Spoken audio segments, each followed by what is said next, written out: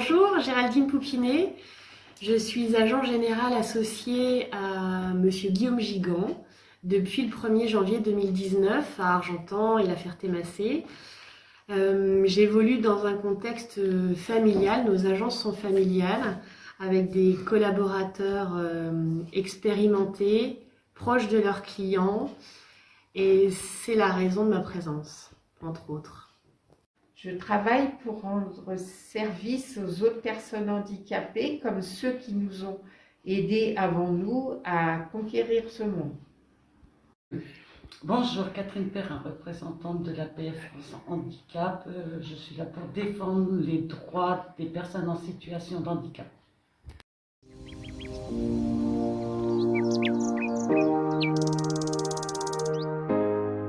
Géraldine, vous pouvez nous parler de votre choix de déménagement?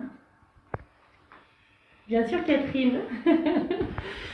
Alors, comme je le disais, je pense que ça part d'un contexte familial. Je reviens sur ce sujet parce qu'on est à l'écoute de nos clients, évidemment, comme il se doit dans notre métier. Et il y a un mot qui est important, c'est l'omnicanalité. C'est-à-dire qu'on peut nous joindre évidemment par téléphone, évidemment par mail, évidemment sur rendez-vous, mais on a rapidement identifié un problème d'accessibilité dans notre agence. J'entends par accessibilité évidemment l'accessibilité PMR pour les personnes à mobilité réduite, mais également un problème de visibilité, où sommes-nous, et également un problème de parking. Pour venir à notre agence, c'était très compliqué. Donc on a identifié ce sujet dès que, en tous les cas, nous en avons beaucoup parlé dès que je suis arrivée avec mon associé et nos collaborateurs. Et à la fin de l'année 2019, nous avons fait le choix de délocaliser l'agence, boulevard du Général de Gaulle.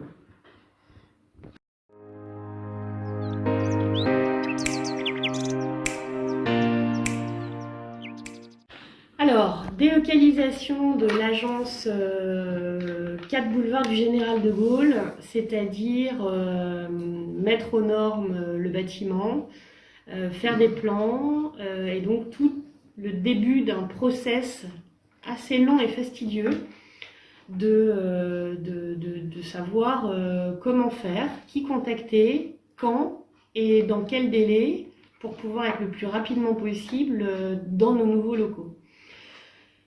Ma première démarche a été de venir à l'association France Handicap, où j'ai rencontré des gens merveilleux, très à l'écoute, et qui m'ont vraiment charmée parce que d'une ouverture d'esprit vraiment sans jugement aucun par rapport à ce que je voulais faire et ce qu'il était surtout possible de faire.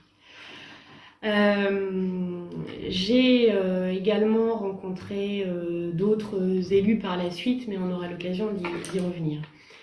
On a fait un premier rendez-vous à l'association où j'ai posé toutes les questions que j'avais et tout le monde n'avait pas forcément de réponse à toutes mes questions parce qu'il fallait voir ce qu'il était possible de faire ou de ne pas faire.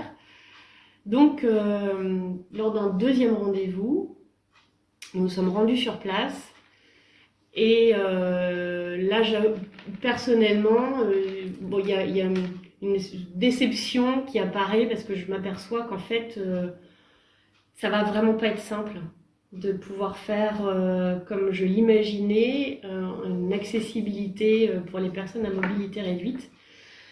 Pour des questions qui sont assez logiques, de vieux bâtiments, de murs extrêmement gros, qu'on ne peut pas casser comme on veut. Et donc, ça va être encore le début de dossiers à monter, de dérogations à demander, toujours avec une idée qui est toujours là, qui est en ligne de mire, c'est de pouvoir le faire quand ce sera possible d'être fait.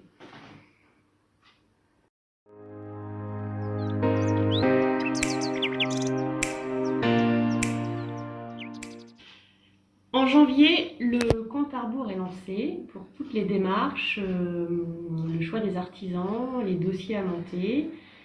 Et en préambule, nous faisons le choix d'avoir un architecte maître d'œuvre qui va faire le choix des artisans et surtout suivre le chantier du début jusqu'à la fin, parce que c'est un métier et ce n'est pas le nôtre, premièrement. Deuxièmement, parce que en tant qu'assureur, on souhaite aussi faire travailler nos clients, mais on ne veut pas non plus être jugé parti, donc c'est notre maître d'œuvre qui a fait le choix des artisans après appel d'offres.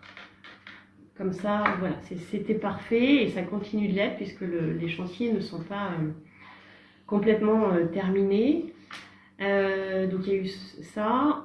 En parallèle, la rencontre avec, comme je le disais précédemment, évidemment APF France Handicap, mais aussi Monsieur le maire d'Argentan et les services techniques.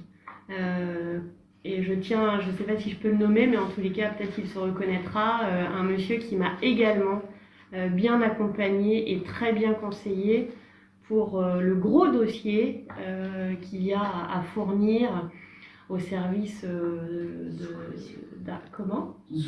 sous commission d'Argentan Intercom. Et puis également un dossier à faire avec en partenariat avec AXA sur la signalétique et évidemment les architectes des bâtiments de France puisque nous sommes bien entendu dans le périmètre. Donc tout ceci prend beaucoup de temps. C'était sans compter le Covid qu'on n'a pas vu arriver en février 2020. Donc en mars, confinement, alors que nous étions en plein choix des artisans, demande de devis, retour de devis. Ça a pris énormément de temps et on a pu tout consolider au mois de juin. Il s'est passé quasiment 6 mois entre le début des démarches et la consolidation des devis des artisans pour pouvoir également, bien sûr, monter les différents dossiers auprès des administrations compétentes. En juin, donc on dépose les dossiers, notamment à la commission de l'accessibilité, qui avait lieu le 23 juillet. Je m'en souviens comme si c'était hier, ou le 23 juillet à l'agence, ou le 22 juillet, pardon, à l'ancienne agence, je vois Olivier arriver. Et je me dis, il y a forcément un problème, la commission ou les résultats, c'est demain, c'était pas aujourd'hui. Et là, je le vois arriver avec un grand sourire pour me dire que notre dossier était passé.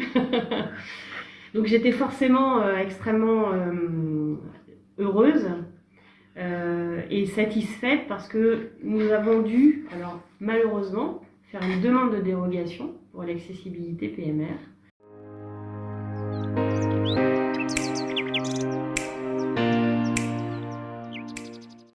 Alors pour moi qui connais le problème, je me suis bien rendu compte de la difficulté qu'elle aurait à rendre accessible ce bâtiment où j'allais déjà avant. Donc là, oui, je sais qu'elle a du boulot. C'est avec plaisir qu'on l'a aidée. Vous l'avez conseillé? Conseillée, oui. D'accord. Et quel conseil en particulier? Eh bien, on s'est posé la question pour les logements, parce que ce serait bien pratique d'être en ville. Il n'y a pas assez de logements en Argentin. Sinon, dès qu'elle avait des petits problèmes, elle nous posait la question. Elle revenait vers nous. D'accord. Ça a toujours été chaleureux.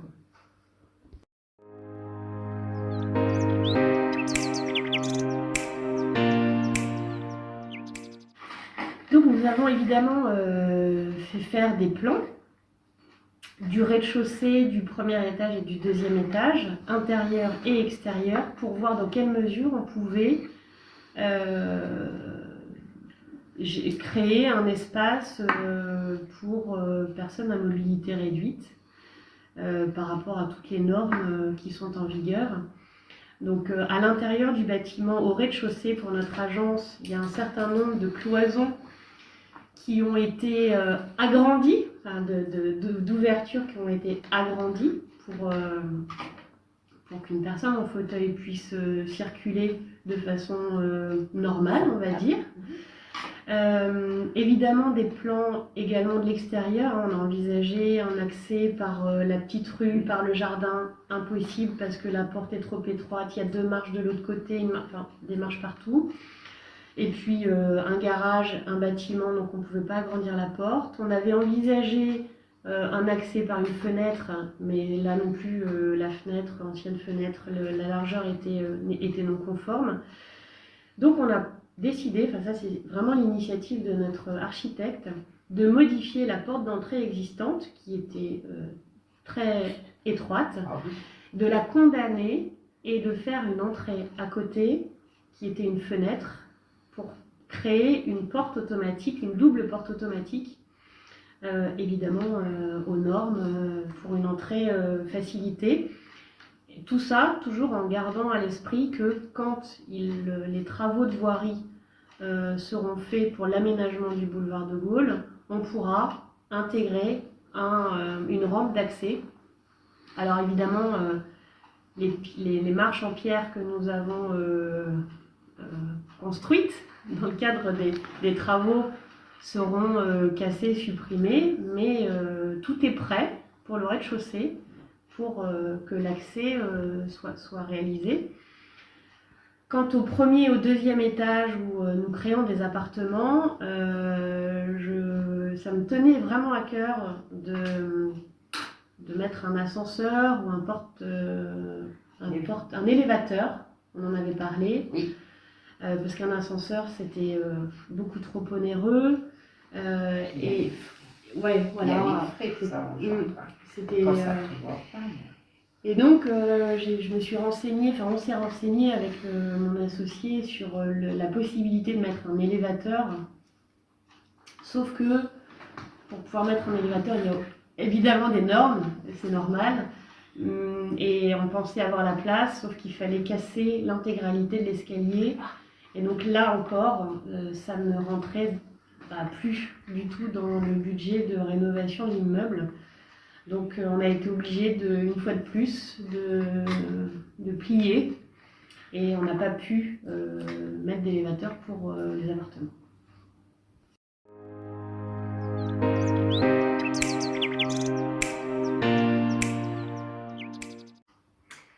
Alors le dossier de sous-commission d'accessibilité, comment le préparer? C'est pas facile. Alors, c'est pas que c'est pas facile, c'est que c'est beaucoup d'éléments extrêmement précis qui sont, en tous les cas pour ma part, en dehors de mon quotidien. Des éléments de normes que je ne connaissais pas, un tas de questions. Et donc, pour bien le remplir, j'ai fait appel à plusieurs personnes. Notre architecte, l'association France Handicap, qui m'a accompagnée aussi pour l'élaboration de ce dossier.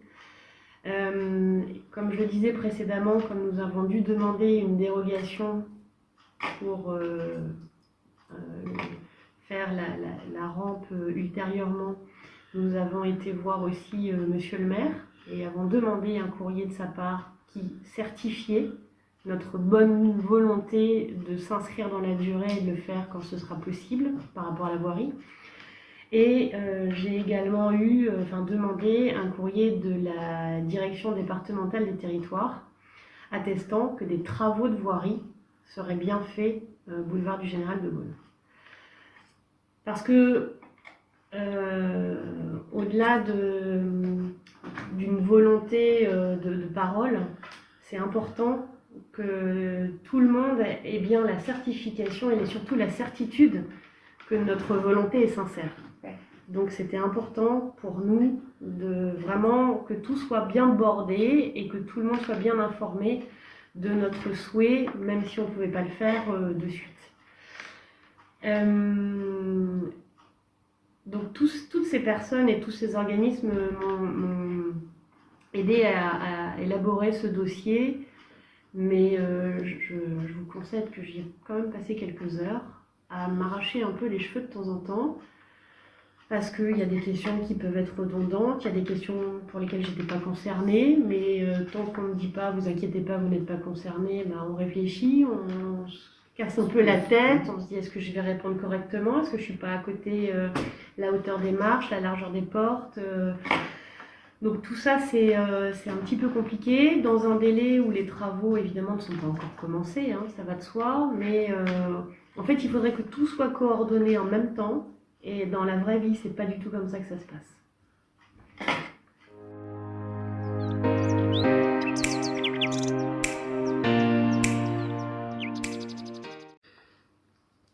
Est-ce que c'est possible de simplifier les démarches?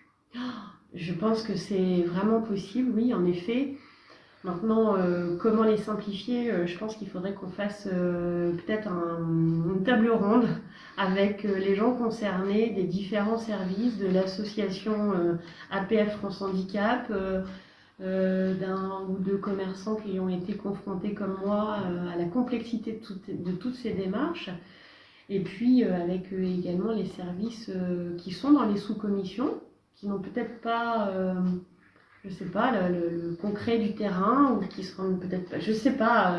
En tous les cas, il y a une simplification qui doit être faite pour à mon avis, une seule bonne raison, c'est que les gens ne soient pas, avant de faire le dossier, déjà démoralisés d'entamer les démarches.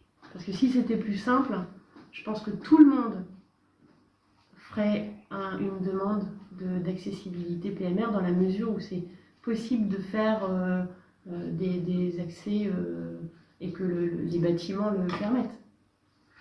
Sachant que c'est souvent le problème de financement, de budget. Oui, alors là, c'est un sujet, vous touchez à un sujet sensible. Alors je ne sais pas si c'est parce qu'on est profession libérale, mais mon associé a été à Alençon, il s'est déplacé au tout début de nos démarches, voir tout un tas d'organismes qui étaient notés sur une belle liste pour qu'on puisse être accompagné dans le cadre de l'aménagement du centre-ville, la rénovation d'un bâtiment, l'isolation, l'accessibilité, tout. On ne cochait aucune case, aucune subvention, aucune aide de qui que ce soit. Donc effectivement, il y a quand même des réalités financières. On veut bien faire les choses. Maintenant, on est comme tout le monde, on a un budget et un porte-monnaie et on ne peut pas non plus, je comprends, faire tout ce qu'on nous demande. Enfin, en tous les cas, les conseillers ne sont pas toujours les payeurs.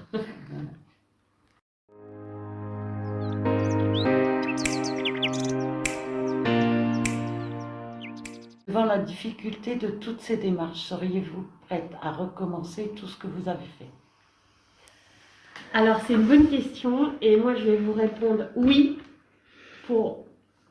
pas parce que je suis contente d'avoir fait les dossiers, sinon la réponse est non.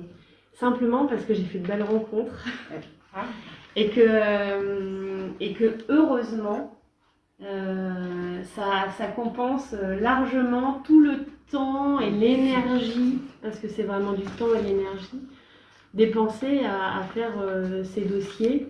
C'est des belles rencontres, vous, le monsieur du service technique de la ville, vraiment, enfin, et puis c'est une expérience, on grandit aussi à faire voilà, c'est des expériences de la vie, donc oui, je suis contente que ce soit fait. Je ne me cache pas que ce soit passé, mais s'il fallait le refaire, bien sûr, je le referais. Et le retour de vos clients sur l'aménagement de vos nouveaux locaux? Ben, nos clients sont ravis. La première chose, c'est qu'ils n'ont pas de difficulté à nous trouver et ils peuvent se garer devant l'agence. Souvent, ils viennent pour 5 minutes, sauf quand c'est un rendez-vous plus long, mais il n'y a aucun problème de stationnement. On rentre dans l'agence, c'est spacieux, c'est aéré, donc tout le monde est... Et puis pour nos collaborateurs aussi, hein, parce qu'on passe quand même beaucoup de temps au travail, c'est important que ce soit des lieux agréables. Donc aujourd'hui, tout le monde est très content. On est quand même dans un cadre très sympathique de la ville. C'est très lumineux. Hein. Très, très lumineux. C'est un choix que vous avez... Absolument. Ouais. On trouve... la lumière, le soleil, c'est quand même un élément important pour le moral. On en a besoin en Normandie.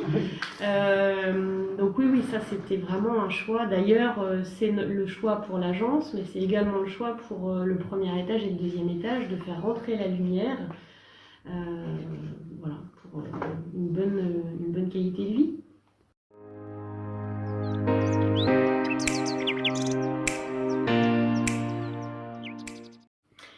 Aujourd'hui, nos clients ou prospects sont accueillis en raison du Covid uniquement sur rendez-vous à l'agence, puisque nous sommes un commerce essentiel ouvert, mais il y a des règles à respecter, bien entendu. Alors pour les personnes soit à mobilité réduite, soit âgées, qui ont des difficultés de mobilité, aujourd'hui, la seule solution, c'est de prendre rendez-vous chez eux. Alors ça fait aussi partie de notre métier. Pour nous, c'est pas du tout un problème. Pour autant, certains aimeraient aussi avoir un rendez-vous dans notre agence, dans laquelle on a fait une salle de réunion avec un grand écran pour pouvoir expliquer parfois des sujets un peu complexes, patrimoniaux, etc. C'est quand même bien de pouvoir voir sur des grands écrans plutôt que de petits ordinateurs. Donc, à l'avenir, quand les travaux de voirie seront définis, et donc quand on pourra installer cette rampe d'accès en façade du bâtiment, toutes les personnes pourront entrer par cette rampe, suivie de la porte automatique. Donc en plus c'est d'actualité avec le Covid, on ne touche rien. On rentre et là, il y a 3 bureaux qui sont très facilement accessibles pour des rendez-vous de courte ou de longue durée.